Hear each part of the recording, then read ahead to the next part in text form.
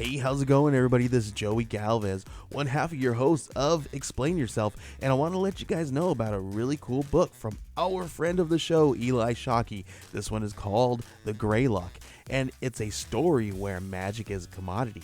Potions are sold at corner stores. Orcs and dwarves earn a living in cubicles, not on the battlefields. But there are those who resist the house's magic's laws. Branded a criminal and forced to live as a wand for hire, there is a spell slinger they call the Greylock. Check this one out. You guys can pre-order issue 3 right now with code JAN241939, and make sure you guys are heading over to your favorite LCS and letting them know that you want Greylock number 3, and maybe pick up the first 2 issues. You could do that at the Scout web store. So make sure you guys are grabbing the Greylock number 3, JAN241939 at previewsworld.com.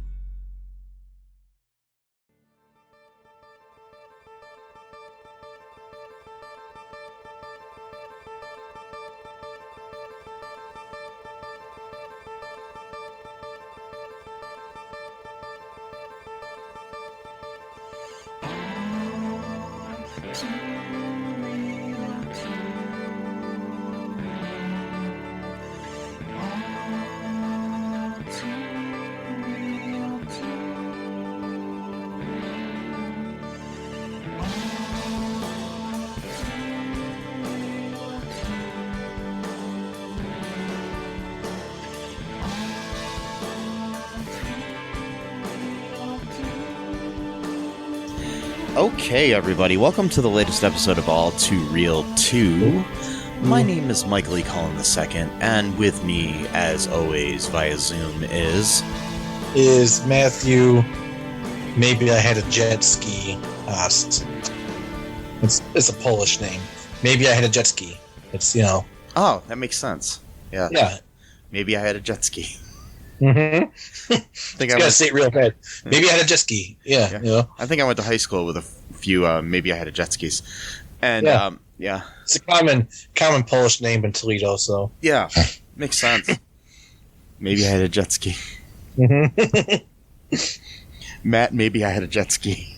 A lot of us look like Owen Wilson for some reason. It's weird. Mm-hmm. Whoa. Wow. Wow. Sorry, no, he's wow. Joey Lawrence is whoa.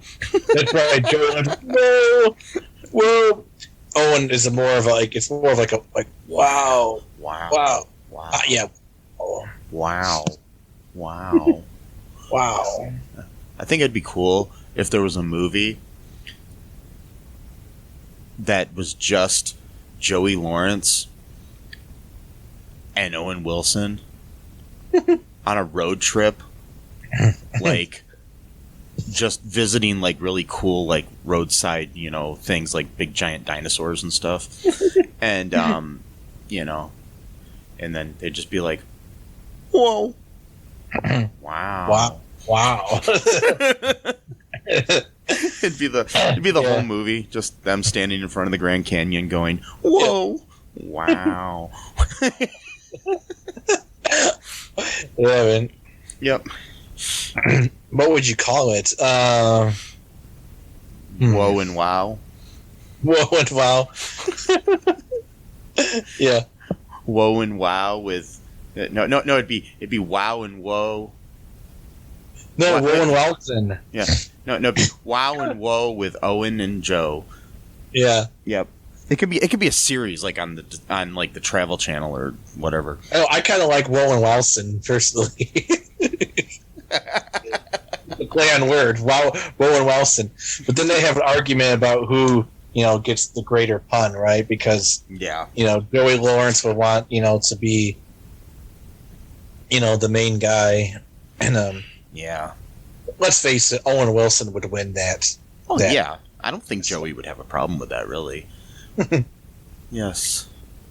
I mean, Joey Lawrence, the last thing of report, there you go. He was in that show with Melissa Joan Hart that took place in Toledo and looked absolutely nothing like Toledo at all. Yes. Where she played the mayor of Toledo, and all. No, she was a city council member. A city council, yeah. And you played me like one episode, and it's like none of the buildings look like Toledo or the houses or anything. Yeah, but it was great, man. They went to a Mud Hen game in one episode. Oh yeah, that's right. Forgot about that. Yeah. How could I? Well, it's okay. At least we have AP Bio, where there's actually a good representation of Toledo on TV. Oh, absolutely. Yeah, like the Rams, stuff like that. Whitlock, Whitmer, Yeah, kinda. I mean, but they also like went to a Walleye game, and they actually filmed here in Toledo and stuff. So we were good. Anyway, so back to the topic at hand, folks. Loki episode 4, called The Nexus Event. It was directed by Kate Herron and written by Eric Martin. So, featured the song "If You Love Me, Really Love Me" by Brenda Lee, which I really liked the use of that. Which kind of reminded me of, speaking of AP Bio, because it was kind of the same kind of. It just had a feel of like music that they would play on that show. Yeah. So, in this episode, first off, I just actually want to get your first reaction here, Matt. I watched it twice, and I think it's probably my favorite episode so far. The first time I watched it, I still thought that the second episode was my favorite, but after watching it a second time, I think this one's been my favorite so far. Yeah, mine too. I was doing laundry watching this episode on my phone, and making sure I was in a laundry room, and I was making sure nobody stole my laundry, so I had to sit there. It was really hot, and I was sweating in the laundry room, but I was watching it on my phone, and it was still good. It was awesome, because I've never watched an episode of it on my phone before. But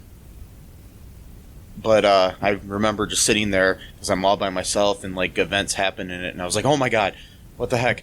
I need to talk to somebody now. And there was like some guy working outside, and I almost wanted to go and ask him, like, hey, have you watched Loki? No. What do you think about Loki? Yeah. Just gonna be like, I know you're trying to fix the air conditioning for our complex here, but before you do that, I need you to watch Loki and tell me what you think of it. And he'd be like, I haven't seen a single episode. And I'd be like, okay, I need you to watch 4 episodes of a TV show. Watch 4 episodes in a row. And then talk to me about it, Yeah. Yeah, exactly. Just watch them really quick, man. Come on. You can, speed through them. People can wait on their air conditioning. Which you've been complaining about for weeks. I know. You go take a break. Just started working. We need to discuss Loki, man. It's like the importance of the world. Yeah. So, anyways, let's do a little breakdown here of the episode and what happened here, Matt. Sure. So we start out here. It's many years ago, and we start out with a young Sylvie on Asgard playing with some toys, and then some time hunters come, and including Hunter Ravana Renslayer, Hunter A23. Mm-hmm. And they arrest a young Sylvie for crimes against the sacred timeline, and then erased her timeline from existence. Then when they're at the TVA, Sylvie sees them torturing a guy there, trying to force him to go through to the trial and stuff like that, and she's like, somebody help him, which helps us view more of the fact that Sylvie actually cares about people, you know, isn't really just out for herself. Then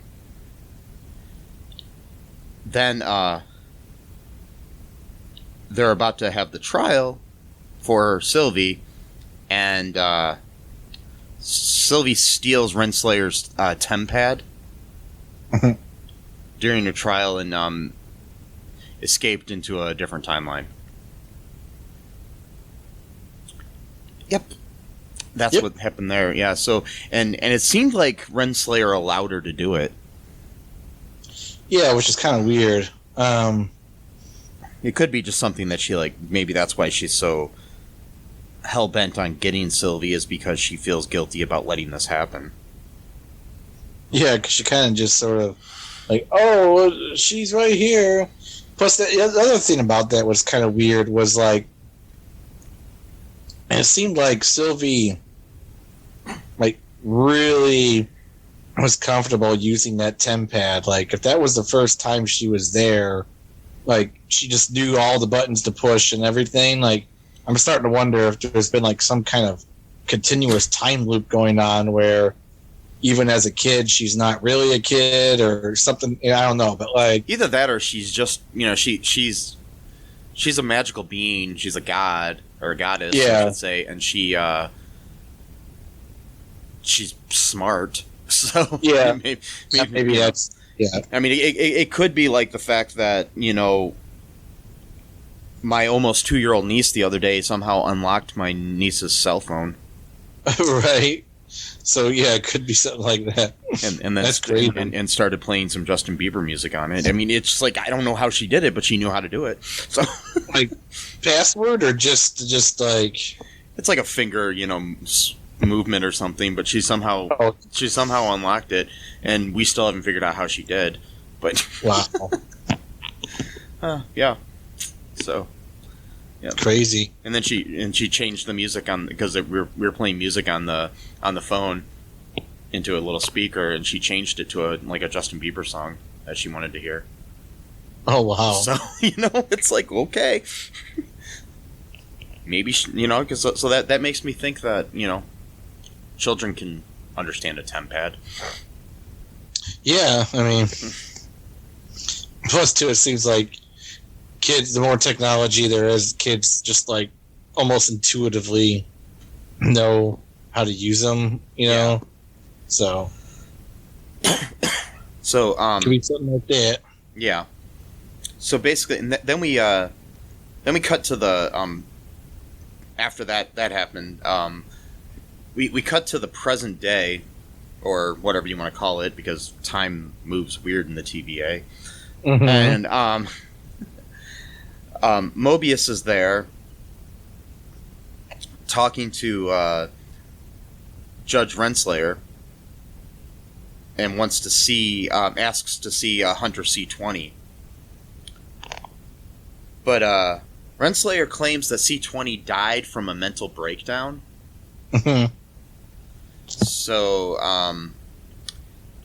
which seems very fishy to not just the audience watching the show, but also seems kind of fishy to Mobius. Yeah. Like, he's not having it. He's like, And, so, then we cut over to our favorite variants, Loki and Sylvie, in 2077, where they're on Lamentus 1, the moon, and are stranded there, and they form what appears to be a romantic connection, which is kind of interesting. Mm-hmm. While they're talking, it has one of the best lines of dialogue I think of any of these things, and it says, "Do you think?" Sylvie asks Loki. It says, "Do you think that what makes a Loki is the fact that we're destined to lose?" And he says, "No, we may lose, sometimes painfully, but we don't die. We survive." So, I think that's a very important. That little exchange and they touch each other's hands, and this creates like a like huge Nexus event, which they notice at the TVA. This is after Hunter B-15 asks Mobius about C-20, and if he's heard anything about C-20, and he flat out lies to her and says no. Yeah, so... Yep. Because good people lie all the time. Well, sometimes they do, but Yes. But not like that. Yeah, I mean, she, made up some story about how she couldn't even speak by the time they got her in the TVA office or whatever, which is bullshit. But yeah, that's what Ravana said. But anyways, so Mobius lies to B-15 about that. Anyways, this big Nexus event happens, and there's like that's like perpendicular to the sacred timeline, and it's like dude, straight up. Yeah, it's like the biggest like breach or branch in the timeline like ever. And so they go and they rescue and arrest both at the same time, Sylvie and Loki. They rescue them. That's I invented that term right now. A rescue. It's my term. You should. So what we're gonna do now is we're gonna let police use that term. Yeah. So they don't sound so bad when they arrest people from situations that they shouldn't be arrested from. Well, no, it's got to be specific for both a rescue and an arrest at the same time. Okay. I thought it was just going to be a way to excuse and be like, no, I didn't arrest them. I rescued them because they needed to be rescued, so we arrested them so things wouldn't happen bad. The cops of the future might use that term, but this is the intended meaning of the term. So right now, I'm just saying, in the future, when that term is getting used, Matt, and you feel bad about creating that word. Yep. Because of me, exactly. I invented it. So. Yes. So it'll be your fault when some poor little girl is rescued. Yep. Yep. Oh, boy. Yep. Yes. Anyways, they, so basically, they go back to the headquarters there after they're arrested, and they put like Sylvie in this like kind of like cell, and then Mobius takes Loki and then traps him in a time loop, wherein he is continually attacked by his associate Sif, Lady Sif. Before pulling him out and interrogating him in relation to the Nexus event and how it occurred. But yeah, the one thing about the time loop that he's in is the very important thing that sure, he's getting physically assaulted because he cut off some of Sif's hair. And but that we see here, but the one thing that is very interesting here is that I think the more painful thing than the actual being kicked in the balls by her and slapped and everything is the emotional abuse that he's getting by the fact that she keeps saying that he's alone and he always will be. Because I think that is probably what's hurting Loki more than the actual physical violence. That's how it's always been with him, though. Yeah. Because he's always felt he wasn't really. I don't know. I mean, he didn't know he was a frost giant until later on, right? But right. But still, it seems like even he always felt like he wasn't truly part of the Asgardians even before that. So maybe he just knew deep down that he wasn't like them in some way or whatever. And still, it's like the whole idea that, you know, I think it's very interesting because parallel to the aspect of that we have the scene earlier where he basically kind of falls in love with himself. So it's kind of a metaphor for the fact that you got to love yourself before you can love anybody else. Right. And Loki never truly loved himself, probably until he's actually kind of fell for himself in the form of Sylvie. Right.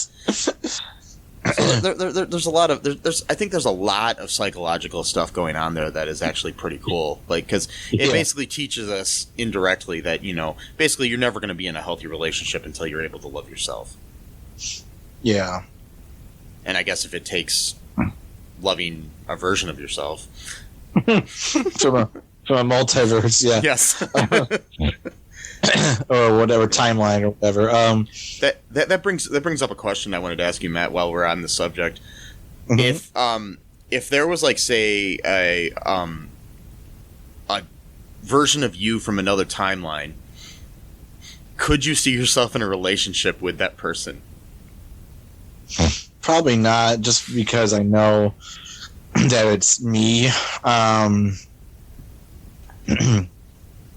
I don't think so. I guess it brings up even the more, like, realistic, logical question is, would you rather be with somebody that's more like yourself or somebody that's kind of challenges you and has different views on the world and stuff? Not like, you know, I'm not talking about, like, major issues or anything. You know, you're going to have to agree on the same things. But I'm saying, like, somebody with a slightly different personality. Like, if you're shy, somebody more outgoing, or vice versa. You know. Well, yeah, I think I'd rather have someone that's, you know, a little bit different to me because, I mean, it's like, you know, if I just want to, you know, be in the house all the time and not go anywhere, if I'm with someone else who also just want to go, I mean, yeah, I guess on the surface it sounds like it's great or whatever, but it's like we're just gonna be sitting around for like days, like our entire weekends would just be doing nothing, like, you know what I mean? So it's like doing the same thing over and over again or something. I'd rather be with someone who's gonna like say like, oh, hey, you know, we're going out or whatever, but still like someone who's understanding enough to know that, like, if I'm gonna have a panic attack, I'm not gonna just go in a room with like 100 people and pretend like I'm fine, like, you know what I mean? Like that won't work, like, type of thing, you know, like, oh, just completely dissociate for me. No, I wouldn't tolerate that. But like, definitely someone who's like, hey, you know, I'd like you to meet some of my friends, and you know, here's the ground rules. If you feel way too uncomfortable, like not just any kind of discomfort, because any kind of discomfort can be interpreted as, oh, I can't do it. But like, I mean, if you're gonna like fall apart, let me know. I honestly don't think that any of us could just be with somebody that's exactly like us. And even here, I mean, Sylvie is not exactly like Loki, so it makes sense, you know. So no, they have different personalities. And, do you want to take a quick break here, Matt, and we'll come back and talk about the rest of the episode? Sure. Okay, we'll be right back, folks.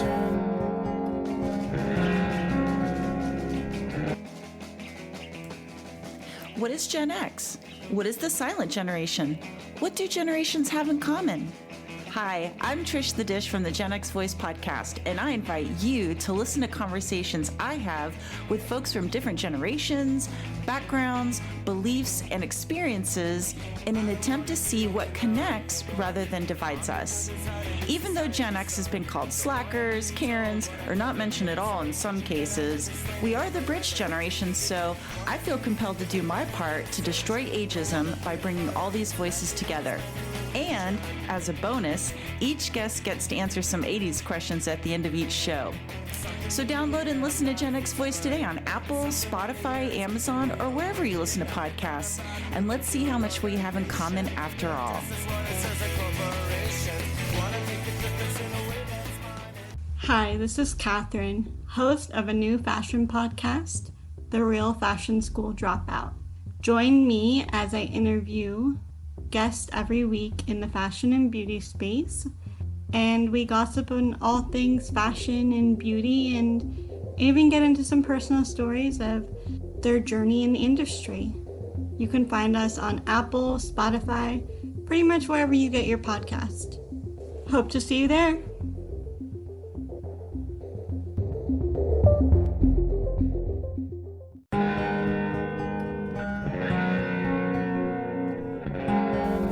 And we are back. Yeah. Okay, so back to the episode here, Matt. Like I said, Mobius has Loki trapped into this time loop, and he pulls him out for interrogation in relation to how the Nexus event happened. He starts mocking his narcissism and his falling in love with Sylvie. Loki reveals to them that all the TVA workers are all time variants, but Mobius doesn't believe him at first, and he throws him back into the time loop.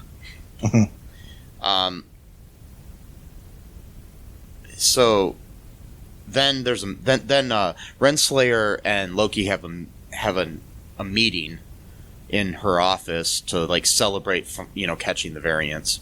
What happens there, Matt? He's still kind of questioning her about everything about like what happened to Hunter B-20, and she's kind of picking up on where's this going? Sorry, C-20, yeah. Where's this?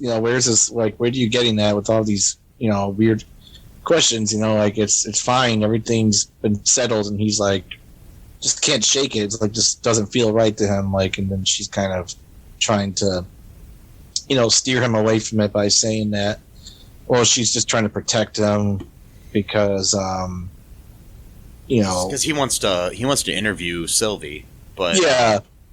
So she's saying like, well, she scrambled, Hunter C-20's brain until she died, so she doesn't want that to happen to him, kind of thing. So whatever, and he doesn't quite buy it, so he casts, makes a diversion by saying, "Oh, where are you going to put this trophy or whatever?" So she picks it up and he swaps their time pads, takes hers and then puts his on the table, and then abruptly gets up to say, "Oh, I'll see you later," and she's kind of suspicious, like, well, wait, you just got here. You only had one drink. And he's like, oh, I had two drinks. And, you apparently, I guess it's implied that, these meetings go on for quite a bit, so kind of like they're almost like boyfriend, girlfriend, but they're not allowed to kind of thing or whatever. Cause we talked about, unique friendships that are uncommon for people like them, whatever that's supposed to mean. So there's probably something going on, or something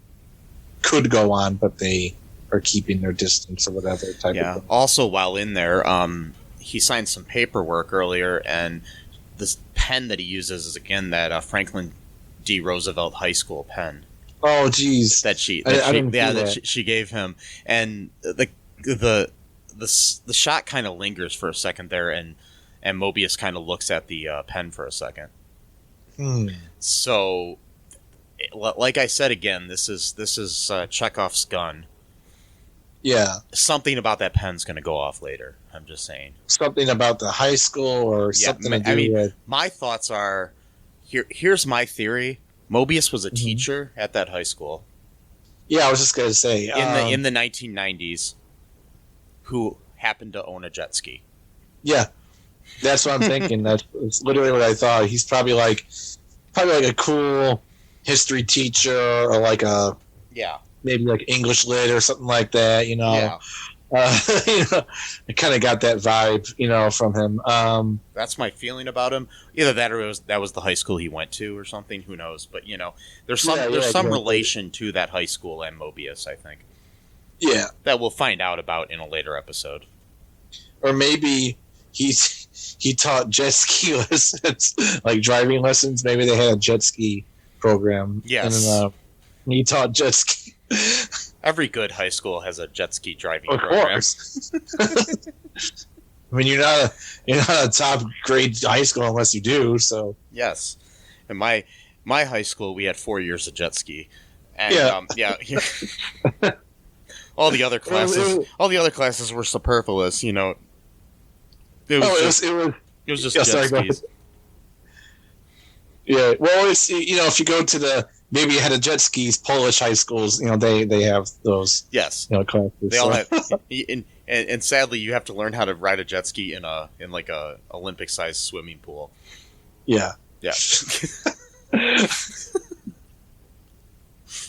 Oh boy. So yeah, he leaves basically saying that he's you know, he's tired and exhausted from all these Lokis. Mm-hmm. Yeah. So Yep. He looks at the tempad, and what does he find on it, Matt? He finds the debriefing video where she's Hunter C20 is talking about how, you know, they're all time variants, and that, you know, these are, you know, real memories that she had, and Ravana just gets really scared. It's like, I'm ending this, and, you know, he pauses, you know, and kind of zooms in. You can see fear in her eyes, like she knows about this type of thing. Mm-hmm. Oh, I forgot earlier. There was a scene earlier in the episode where Renslayer went to visit the timekeepers. Oh yeah, that's right. She looked all nervous before she went in there to talk to them, and we didn't see really. We kind of saw them up on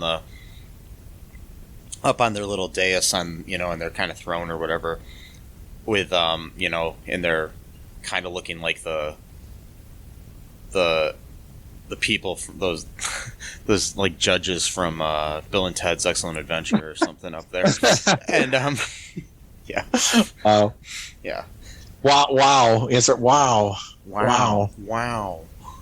Yeah, it had this cool like symbol, like in red, like it almost looked like a magic symbol, like in Magic, you know, like WandaVision. That kind of magic, not magic tricks, like, you know, like a. Yeah, somebody else was pointing out that there are like magic runes on the ceiling in Renslayer's office.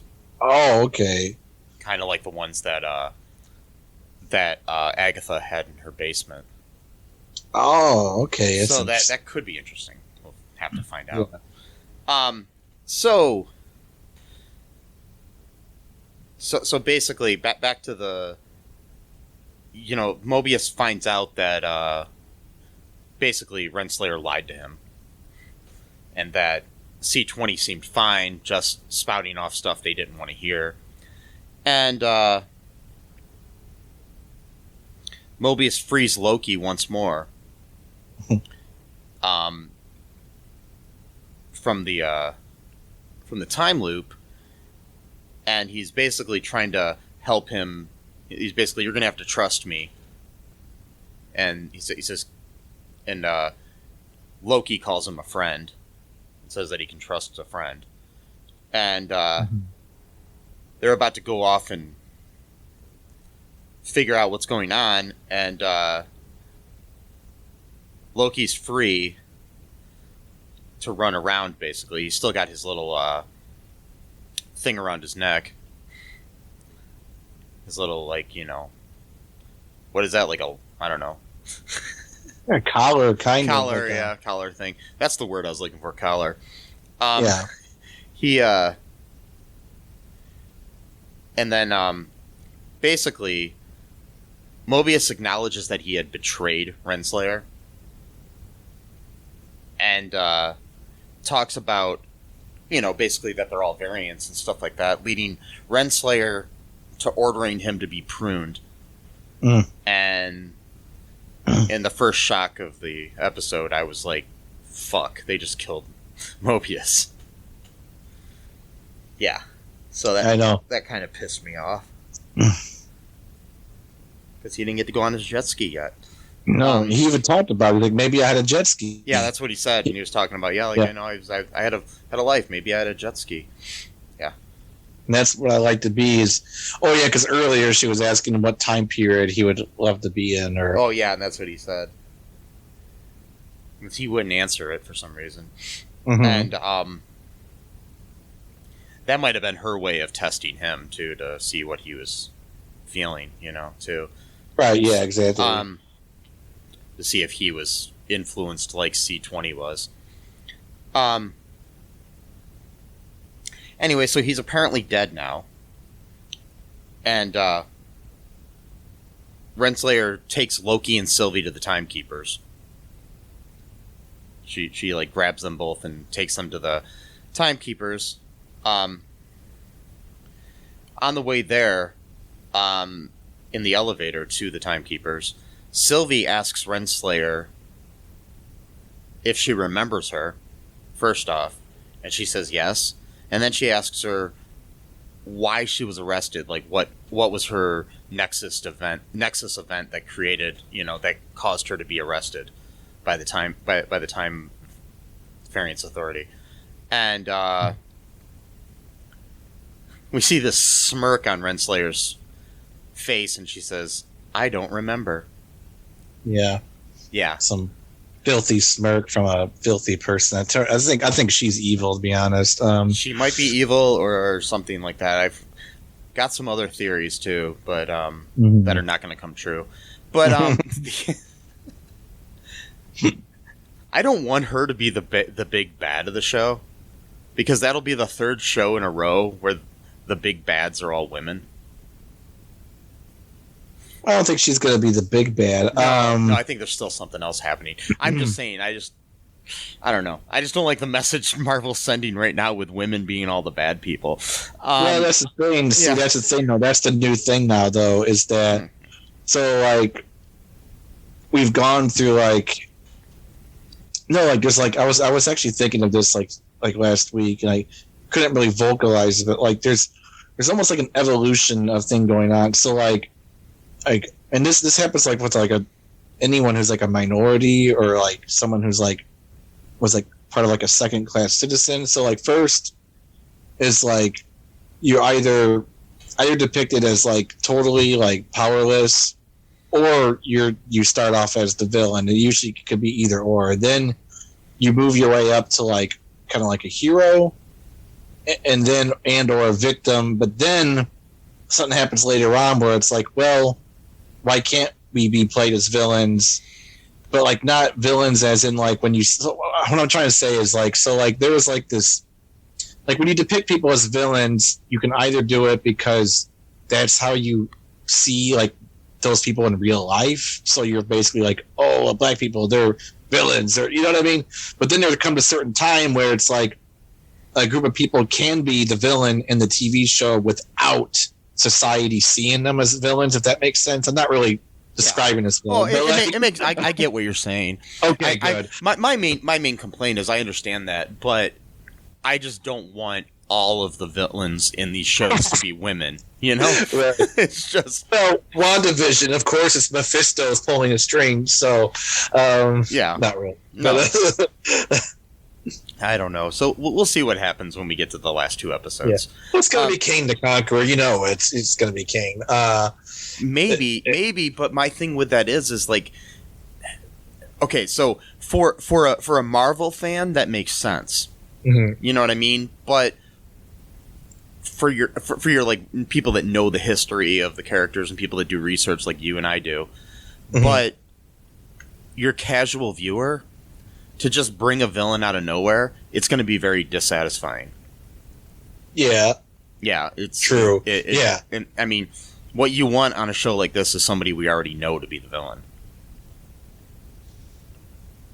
So it's Thanos. No. Yeah. But not somebody from another movie or anything. It's somebody within this show, because there are people that may have not seen any of the other Marvel movies and are just watching, you know, Loki, or you know, something, you know, maybe they're a fan of Owen Wilson, so they started watching this show, you know what I mean? Yeah. So those fans, you don't want to throw them well, this character who was in the Marvel comics for all these years that everybody should know about. You know, and that's what I'm saying. But that's why I'm doubting the Kang the Conqueror theory. But it might still happen. You know what I mean? It's just hard to say. Yeah. Anyways, so we get to the Timekeepers, which are really creepy looking lizard people, like they said before, you know? Yeah. The second one even talks like he has a lisp because he's got a big mustache, which I think is funny because anytime a sea creature or something like that, like a walrus or something, has a mustache like that, they always have to talk like it's kind of like Merman from He-Man. Yeah. That's kind of the voice he had. He kind of had the, you know, like like he's got something in his mouth. You know, he reminded me of the character from The Mandalorian. The guy that says, "I have spoken," that guy. Oh yeah, he does. Yeah, he does kind of, and that's another thing. Like he's got that kind of, you know, thing. I don't know. I wonder, because that was Nick Nolte that did that voice. I don't think this was Nick Nolte, but you know, it's kind of have, but it's got like a Merman meets Nick Nolte sort of voice. So, anyways, while they're there, so the Timekeepers order Loki and Sylvie to be pruned. But we did have a scene earlier I forgot about. Because it wasn't in my breakdown for some reason. Hunter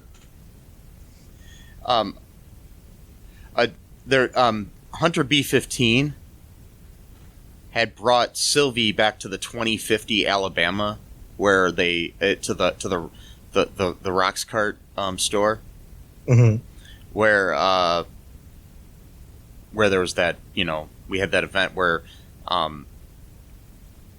Sylvie had entered B-15's mind at one point to control her. She asks Sylvie about the situation, like basically trying to say, "Am I a variant?" You know, basically like that, and she wants her to show her again. So she sees that and she says, "I looked happy." And this was in a rain and everything. Oh my god, that scene! I mean, the actress who plays B-15 was just amazing in that scene. I think it was really good, and both of them were. So basically, she knows this, and so she's like basically now converted over to the Sylvie camp, where she believes Sylvie saying that they are, you know, variants. And so right before they're about to be pruned, B-15 frees the pair of their restraints on their collars, and together the three of them fight and defeat Renslayer and the Timekeeper's guards, though B-15 at one point is knocked unconscious. So Sylvie throws a sword at the Timekeepers at one point and beheads one of them. And his head comes flying down, and we basically learn that this whole Timekeeper shit is just Chuck E. Cheese. We find out they're like androids, they're animatronics or something, you know. The androids are basically just, I mean, the Timekeepers are basically just androids.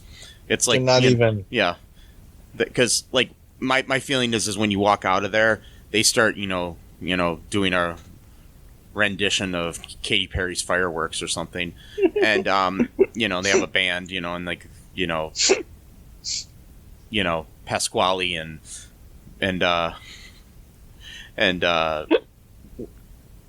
Mr. whatever the fuck those characters, you know, Jasper Jowls and all them come out and they join them. They serve pizza. Yeah, they serve pizza. Yeah, there's a bunch of arcade games we couldn't see in the background, you know. Yeah. But it's only after you leave, which is pointless. But well, no, they bring in all the kids, the kid variants. Oh, I got you. Yeah. Okay, Yeah. That's the other thing too. Is like the other two were like laughing after she did that, which is weird. And then they all did like they powered down like the Chuck E. Cheese characters do at the. Yeah, that was so creepy. That's what made me think. When they powered down is when I thought this is like Chuck E. Cheese. I know, it's messed up. Or Showbiz Pizza or Major Magics or any of those, Right. things from back in the day. Yeah. Yeah, I mean, I love Major Magics, man. That was that was my jam. I was going with Chuck E. Cheese reference because I know everybody knows Chuck E. Cheese. Not everybody knows Major Magics. Oh, exactly. Yeah. But I remember when they brought in Chuck E. Cheese, it was a big deal, like, a fad. Yeah. So, like, my parents, like, they took us there once. And it was like, I like Major Magics better still. There was something about Major Magics. It was darker in there. Mm-hmm. And for some odd reason, the darkness, the creepiness of it all made it even cooler. Well, it was dark. Well, it was dark, but it was like a warm darkness. It felt safe.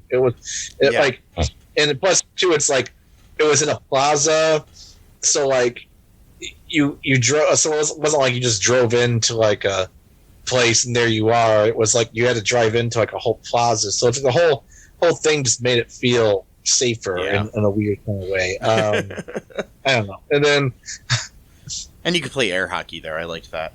So like anyways, air hockey, and what you call it, skee ball, and they had skee ball, yes, and no jet skis. Also, my favorite. No jet skis, no. Unfortunately, there was skis, but not jet skis, and no, God was not playing there that particular days I was there. But never got to meet God playing jet ski, playing skee ball. Oh yeah, like in Dogma, playing jet skis. Yeah, like a Dogma. But like, I think both you and I had the same favorite video game. There was Teenage Mutant Ninja Turtles. Oh yeah. What was it called? Not Lost in Space. No. I liked the original one, but they also had like Turtles in Time was the other one. That was what I played a lot. Was Turtles in Time. Yeah. I really want to get if anybody would like to donate to me, that's listening. I really want the arcade 1-up Turtles game. Yeah. Like really badly. So Could you to them? Yeah. Just send us 2 of them. Yeah, there you go. Yeah, just send me an email. I'll give you our addresses. Yeah. So, you don't have to donate to Patreon or anything. Just donate us a Turtles game. Yeah. So, anywho, back to the show. So we find out that the timekeepers are just a bunch of bullshit, and so then Loki is about to tell Sylvie his feelings for her, basically. Renslayer gets back up and then prunes Loki. Well, I didn't see that coming at all. No. The whole knock the person out with a punch, turn your back to that person. Oh, and the person got up and woke up. Oh, no. If you've ever seen a horror film, you got to make sure somebody's dead. I'm just saying.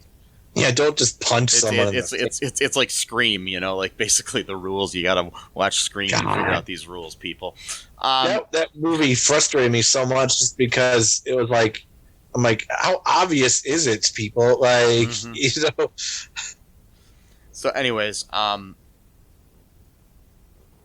as he attempted to tell her, he's basically pruned, and so Sylvie is angered, and she overpowers Renslayer, and she demands the truth about the TVA after Renslayer tells her, "Do it." Basically, just kill me. Well, she's afraid. Yeah. Not afraid of being killed. She wants to be pruned because she's afraid of facing whoever's in charge or whoever that they're going to be caught. Basically, and see, this is what I don't understand is like, I know Renslayer knows a lot, but did she know that the timekeepers were Chuck E. Cheese characters?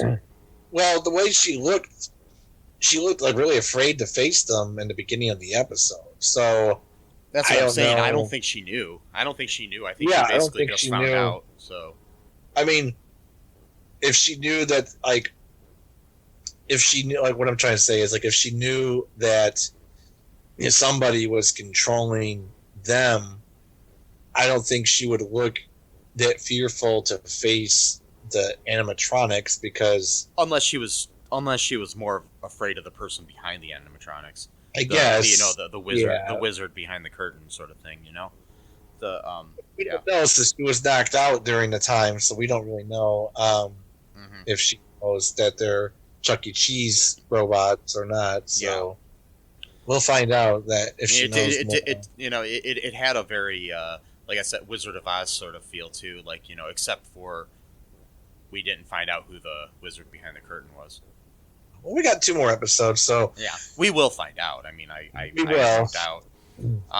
So then our credits start rolling, and we do have a mid credits scene, first time in the series, where Loki awakens in a post-apocalyptic New York City, and basically asks if he's dead and if this is hell, spelled Hel, by the way, not Hell, like the Asgardian hell, not the human hell.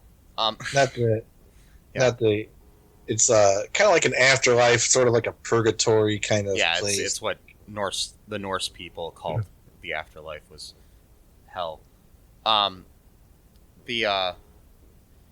basically in there we meet other Loki variants who ask him to join them in order to survive.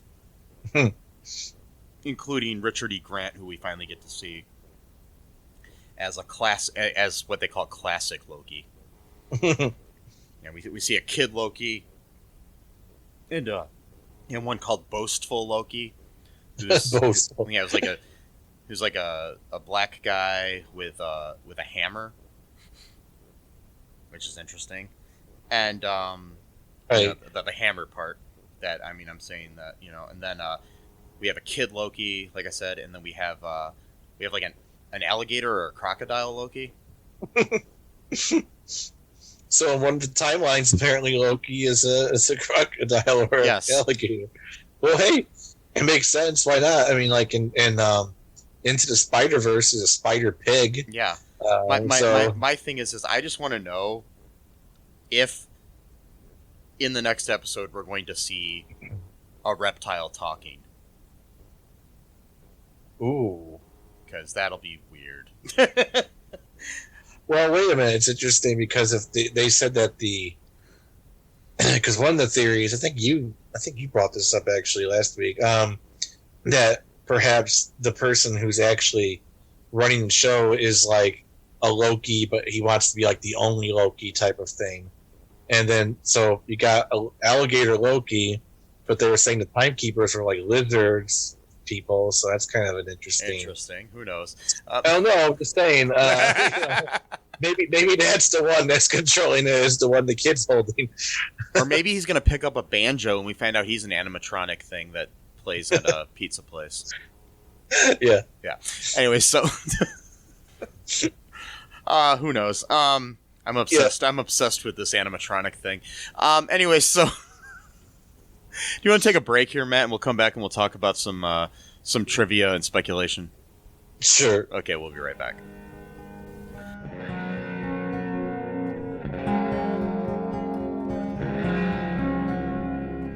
Need a new podcast to listen to? Well, why not check out the Super Podcast from the Super Network at supermarcy.com, where we discuss films and pop culture, and we do monthly fan-voted commentaries. We are available on all major podcasting platforms.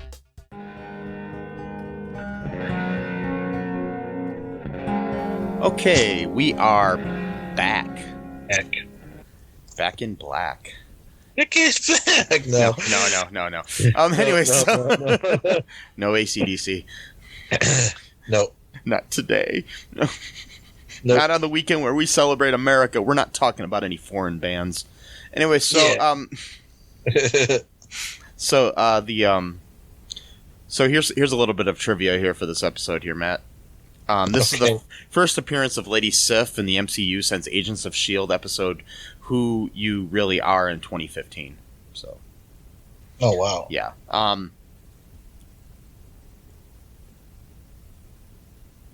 The actress Kaylee Fleming, who played young Sylvie, also played young Rey in the new Star Wars movies. Oh, really? Yeah, and she also appeared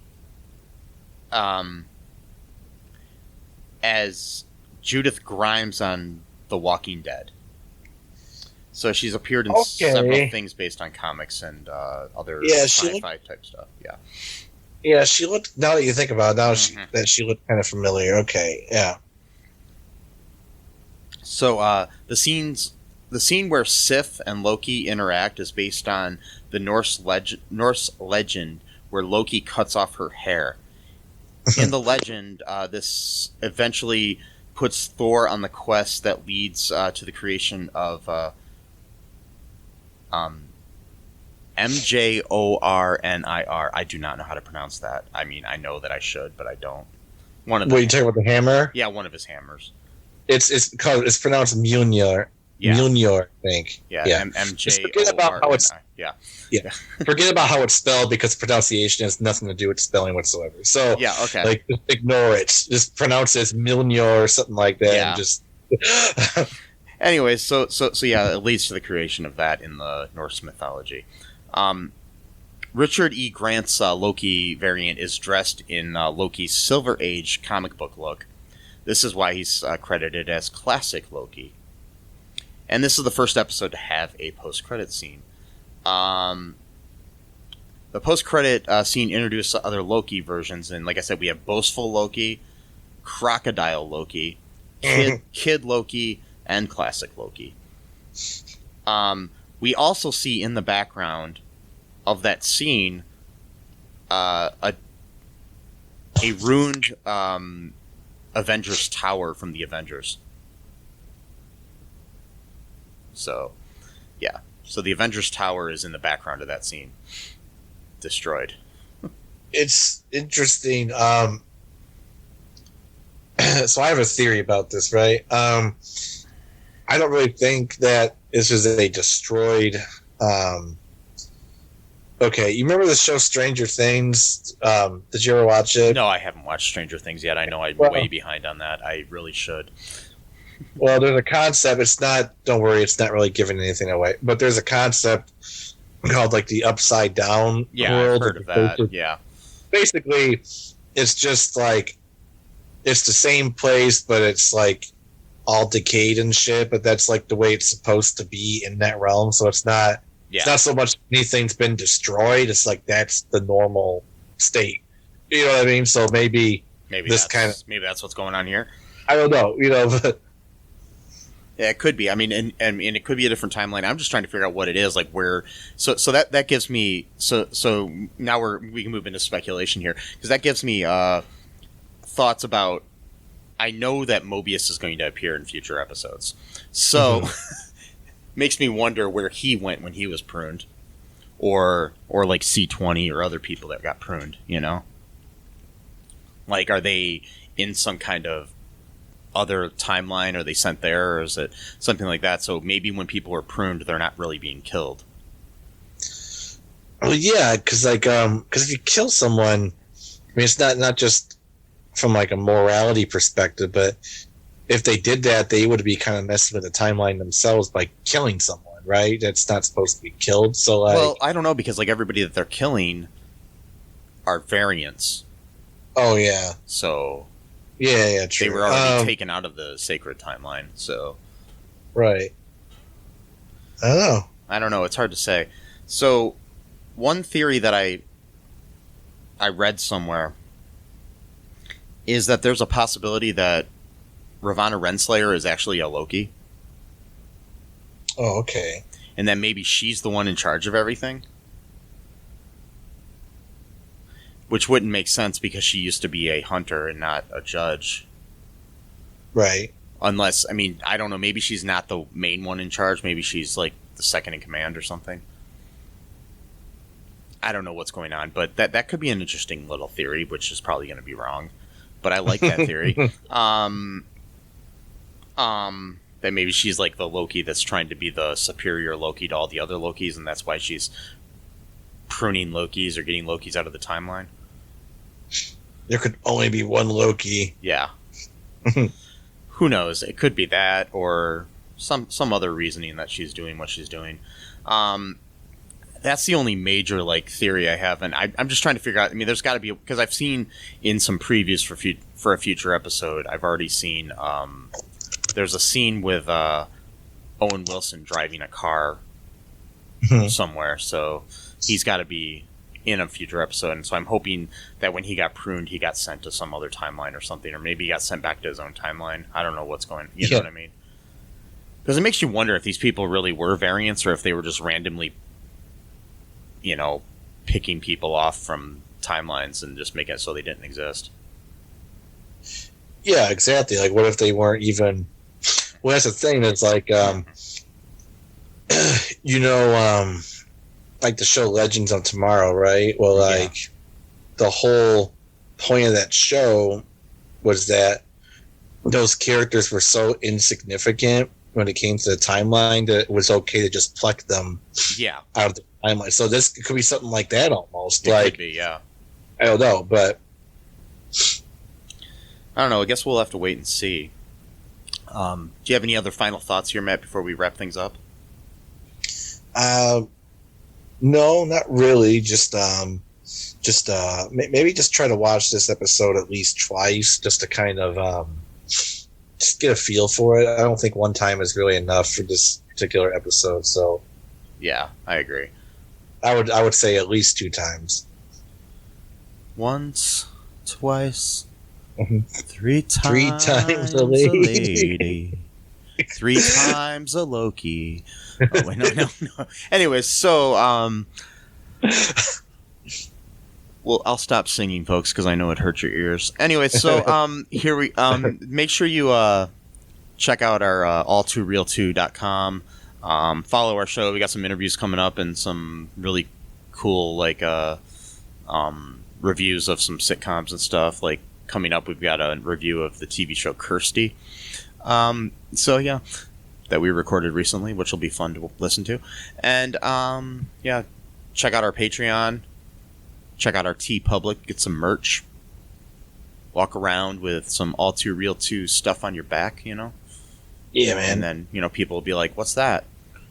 And you'd be like, I don't know, some podcast I listen to or whatever. Anyways, so, What kind of shit I listen to? Yeah. I don't know why you're talking to me. I'm, trying to go to the bathroom right now, but... Oh, wait, no. Don't talk to me. I'm just standing here at this urinal, and you just came up to me and asked me what my shirt was. Wait. So, we'll see what happens. Anyway, so, make sure you check all our social media out. Join our Facebook group, our All Too Real 2 podcast group. It's a fun place, you can chat in there. I'll let you share anything you want in there too. We got some people sharing their podcasts in there. You might want to check those out. Anyways, until next time, folks, be kind to each other and observe the sacred timeline. Bye-bye. Thanks for listening to All Too Real 2 podcast, a Cullen Park production. Produced and edited by Michael E. Cullen II. Music by Matthew Hawes. Subscribe and share the show. Visit us at cullenpark.com.